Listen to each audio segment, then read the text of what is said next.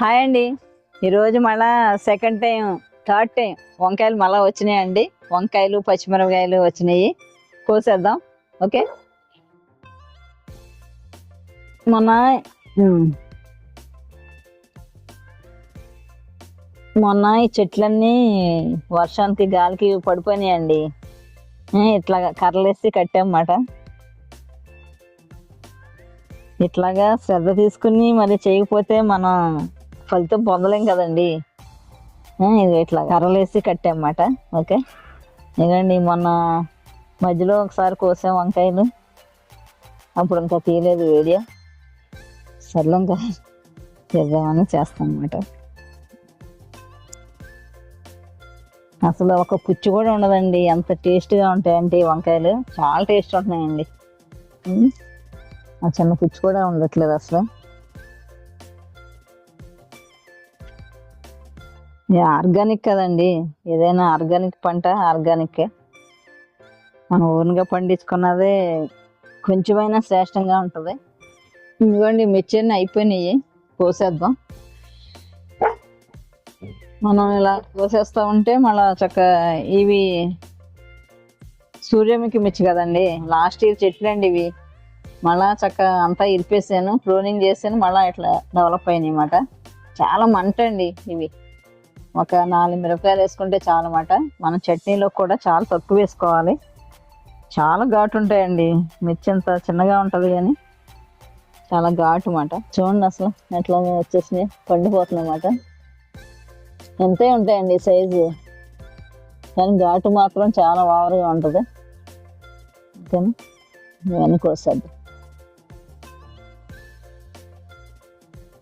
ఇవన్నీ చక్కగా ఇలా పండినాయి అనుకో ఈ రంగులోకి వస్తాయి అన్నమాట. కొంచెం లైట్ లెమన్ అయ్యి తర్వాత రెడ్ అవుతాయి. కోసేద్దాం అండి, అన్నీ కోసేద్దాం.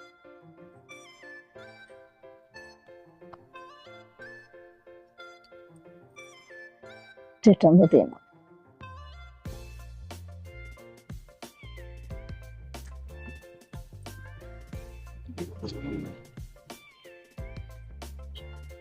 ఈ మట్టిలో ఉన్న మొక్కలకైతే అసలు ఏమి ఎరువు లేనండి, ఓన్లీ వాటరే. ఇంక ఈ వర్షాకాలం వస్తే వాటర్ కూడా అవసరం లేదు కదా, చక్కగా వస్తూ ఉంటాయి.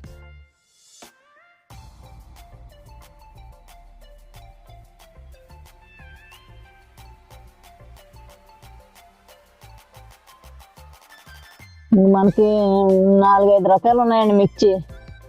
లాంగ్, బుల్లెట్ మిర్చి, ఈ సూర్యముఖి మిర్చి, సన్నాలు, ఇవన్నీ ఉన్నాయి. ఇప్పుడిప్పుడే పూత వస్తున్నాయి అన్నమాట. ఇవి కుండీలో కూడా ఉన్నాయండి పైన.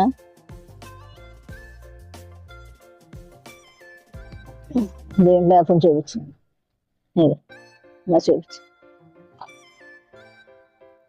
చూపించా వేసాను. ఇవ్వండి ఈరోజు వంకాయలు, చక్క పెన్నోడు వంకాయలండి, చాలా టేస్టీగా ఉంటాయి. మొన్నే కోసానండి ఒక 1/2 కిలో, అప్పుడు నేను వీడియో తీయటానికి వీలు కాక తీయలన్నమాట. 2 చెట్లు చూసారా. ఇంకా ఆయన కోసం పచ్చిమిర్చి చూడండి, సూర్యముఖి మిర్చి అంత బాగా వచ్చింది. దీంట్లో 2 బెండకాయలు కూడా ఉన్నాయి చూసారా. ఎన్ని మిర్చి అండి, చాలా ఘాటండి. ఇవి మనకు దగ్గర దగ్గర ఒక 4 రోజులు వచ్చేస్తాయి అన్నమాట. 2 వేసుకుంటే చాలండి, చాలా మంట ఉంటాయి మిర్చి. ఓకేనా. ఇదిగోండి వంకాయల కోసం కదా ఈరోజు మన పప్పుచారులోకి చక్క ఫ్రై చేసేద్దామండి, ఫ్రెష్ వంకాయలు.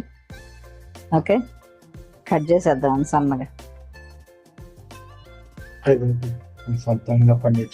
ఇదిగోండి చక్క మనం సొంతగా పండించుకున్నాయి కదా, ఈ విధంగా చక్క చారులోకి ఫ్రై చేసుకుంటే చాలా టేస్టీగా ఉంటాయి ఫ్రెండ్స్.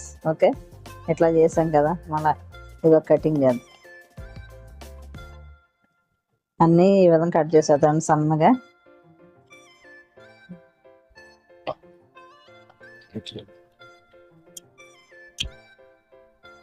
ఇదిగోండి వంకాయ ముక్కలు శుభ్రంగా కట్ చేసాం, వాటర్లో తీసేద్దాం.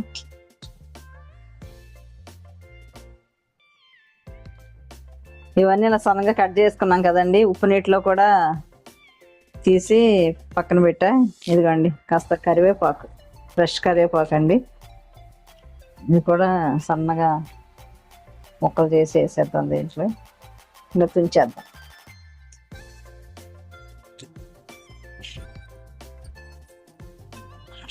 చిన్న టీ స్పూన్లో 4వ వంతు కొంచెం అల్లం వెల్లుల్లి పేస్ట్ వేస్తున్నానండి, మంచి స్మెల్ కోసం.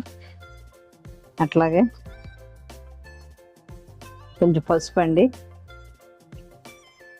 చక్క మంచి ఫ్రై చేసేద్దాం, డ్రై ఫ్రై లాగా. అట్లాగే ఒక స్పూన్ కారం, కొంచెం జీలకర్ర పౌడర్ అండి, అలాగే ఒక స్పూన్ ధనియాల పౌడర్, ఒక స్పూను కార్న్ఫ్లోర్ అండి, అలాగే ఒక స్పూన్ శనగపిండి అండి. ఓకే, రుచికి సరిపడా సాల్ట్ వేద్దాం. ఇవన్నీ శుభ్రం కలిపేద్దామండి. ఇంక ఇదంతా కలిపేద్దామండి. ఇవన్నీ కలిసేటట్టు చక్క కలిపేసుకుందాం.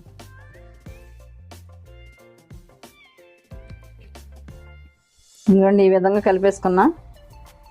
ఇంకా డీప్ ఫ్రైకి ఆయిల్ పెట్టేసుకొని ఫ్రై చేసేద్దామండి. ఓకే, ఆయిల్ హీట్ ఎక్కేసిందండి. ఇంకా మనం ఈ వంకాయని ఫ్రై చేసేద్దాం.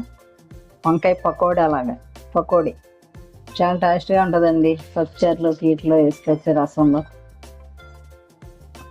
అప్పటికప్పుడు చేసుకునేది. ఒకసారి తిప్పుదామండి.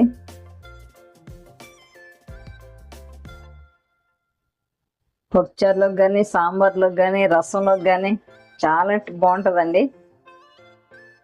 ఫ్రై ఈ విధంగా చేసుకుంటే, వంకాయ కూడా ఈ విధంగా ఫ్రై చేసుకుంటే చాలా టేస్టీగా ఉంటుంది అన్నమాట. ఒకసారి ట్రై చేయండి ఫ్రెండ్స్.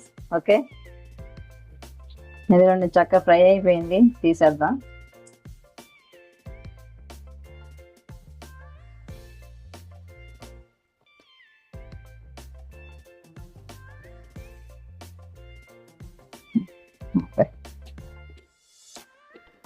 ఇదిగోండి, ఈ రైస్లోకి ఇదిగోండి వంకాయ ఫ్రై వేసుకొని పప్పుచారు కానీ, సాంబార్ కానీ వేసుకొని తింటే ఉంటుందండి.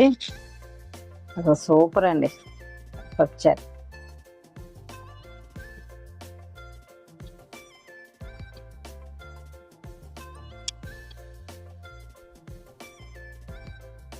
సూపర్గా ఉంటుంది ఫ్రెండ్స్, ఒకసారి ట్రై చేయండి. ఓకే.